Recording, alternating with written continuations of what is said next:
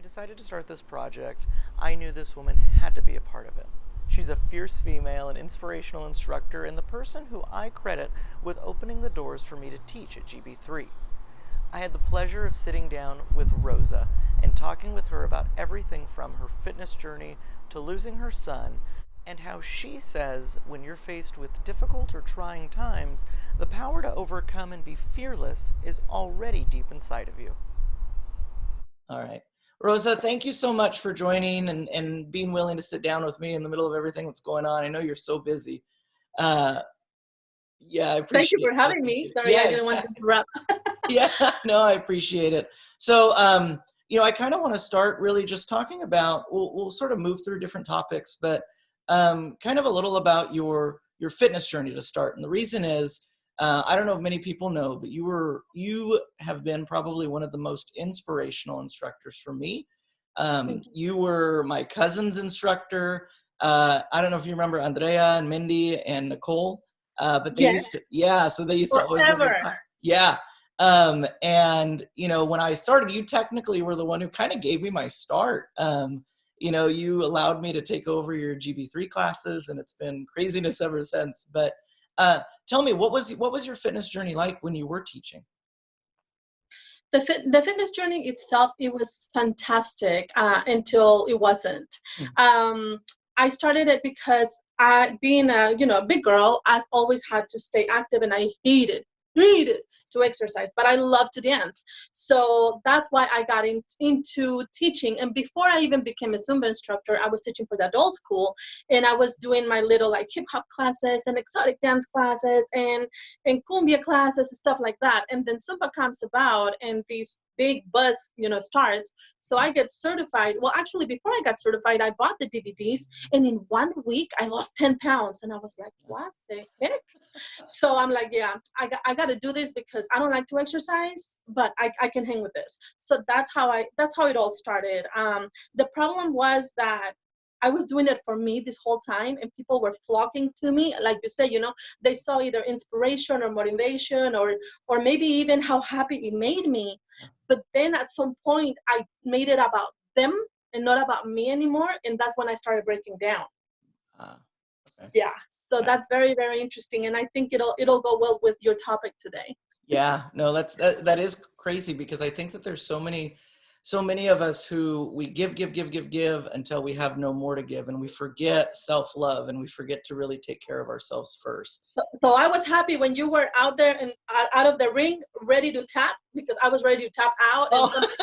Yeah, I was just so happy to like, okay, there is somebody, and they yeah. like him. Let's tap. Let's Let's switch. do it. Let's do it. Right. Exactly. Let's get out of here. No. So what have you been up to since? I mean, I see what you're doing online, but tell us, like, what have you been doing since you stopped at the gym?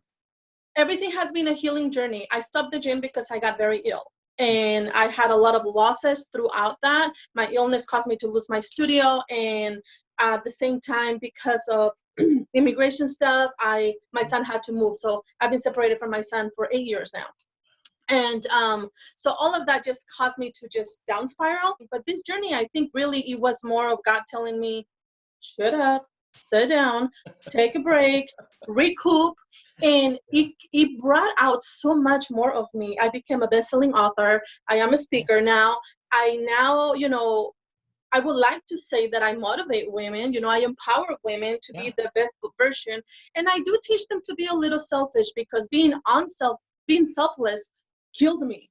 Mm. So I do teach them to be a little selfish and understand that if we're not well ourselves, Yeah. nobody else around, they cannot do anything for anybody else around them. So I teach them that. And right now, actually this month, I just launched my it's called the Woman Up movement. And what I'm doing is actually I'm selling inspiration tokens or empowerment tokens, where you get to choose your own word that inspires you into action. And you can put it either on a necklace or a bracelet and take it with you. And 50% of those proceeds go to actually empower women in shelters. It's a scholarship that I'm doing. So yeah, all of that came from the chaos that I went through. Yeah, that's great. So how can people get the tokens and things like that? What can they do for As of right now, I just started it last week, really. you? Okay. So as of right now, just DM me. Yeah. because I'm still working on the landing page and on the, all the Sure. links and all of that stuff. And I haven't been able to do a lot because thankfully and gratefully, there's a lot of people supporting it. So all I've been doing is hammering down the names Yeah, yeah, yeah. to sit down and create the website. Yeah. Yeah, I love it. One of the things, so I know you mentioned the Hashimoto disease, and so autoimmune diseases make people even more at risk, especially during times right now. So what is that really, has that had any effect on kind of like your mental health with everything going on? How are you doing mentally? Thankfully, no, I have not been affected in any way, shape, or form, mentally or emotionally, because I already went through it for 8 years, remember? So at this point, it's like when this happened, I saw a lot of people, doing meetings, and they're like, girl, let's talk. And how are you? And I'm like, I was made for this. I've been I training love for it. 8 years. I'm good. I don't know about you all, but I'm like kicking it. I love it. Yeah.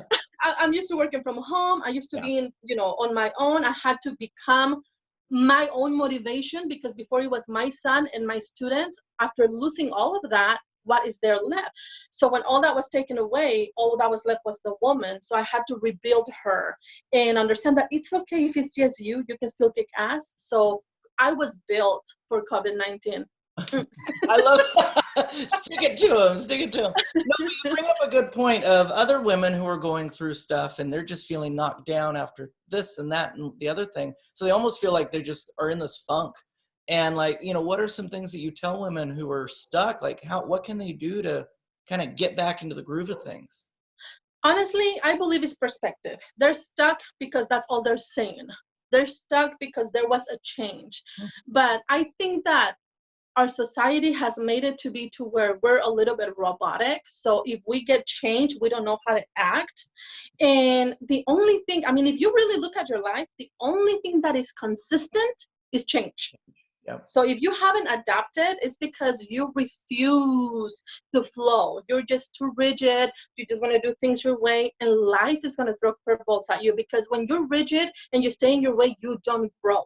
So you have to become flowy. You have to become bendable, and and that way, if life throws a rock at you, you go shit. You don't stay here and it's like, so I think it's perspective. If you keep saying you're stuck, you're going to continue to be stuck. If you say, what an opportunity, I get to sit down and chill for a minute and get to know myself. Shit, I'm always complaining that the kids and the husband and the cooking and the da da da da. I have nothing to complain about, so I'm stuck. Yeah. Come on, think about it. You're getting a Right. beautiful opportunity to reconcile, with yourself. Yeah. Reconcile with yourself. I was talking to somebody else and we said a lot of times when something happens, almost just like you said, everybody sits there and they think, well, why did this happen to me? Like, why is this going on? But in reality, what are you doing? You're not doing anything about it. So And it's mind-boggling. Like I posted something about 2 weeks ago. It's like, stop asking for normalcy. yeah, God didn't create you to be normal. You're supposed to be extraordinary. yeah. If this is happening, it's because I feel like it's a push. It's like, look what you can do. Can you Exactly. believe in yourself? Try it, I love that. I love that. And that's what I really do respect about you is your grab life by the balls kind of, mentality of Because getting, life grabs us by the balls. yeah. So it's kind of like, let's duke it out. But I'm not going to sit here and die. It's like, let's duke it out. Yeah. No, I love that. Well, thank you again. Really, we all miss you. I can speak for half the people in my class who were your students. They really miss dancing with you. I saw something on Facebook. Facebook, the one good thing I feel like it is for is showing me some memories of like old things. And there was a video of you. I think you were out dancing. It probably had another fundraiser or something. I go, wow. Like just to think how, you had such a good following. And I mean, you still do have people who love you. You know that. And So.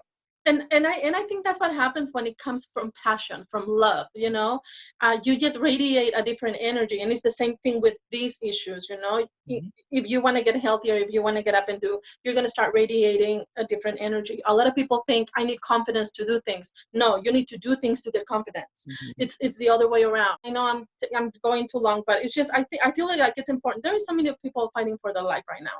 Mhm. There is so many people alone because we cannot be with them in the hospital. So there's a lot of people suffering. If you're not one of them, then I don't want to hear excuses. You have a chance. Get up, do it, take your life back. I love it. Thank you again. I will talk to you soon, I'm sure. I'll see you online. Love you. Appreciate you. Thank you again. Thank you so much. Bye, everybody. Bye. Thank you. Rosa, you're such an inspiration. Thank you so much for taking time out of your day to sit down and chat with me. And if you guys want more video content like this, be sure to hit the subscribe button below and get ready because there's a lot more where this came from.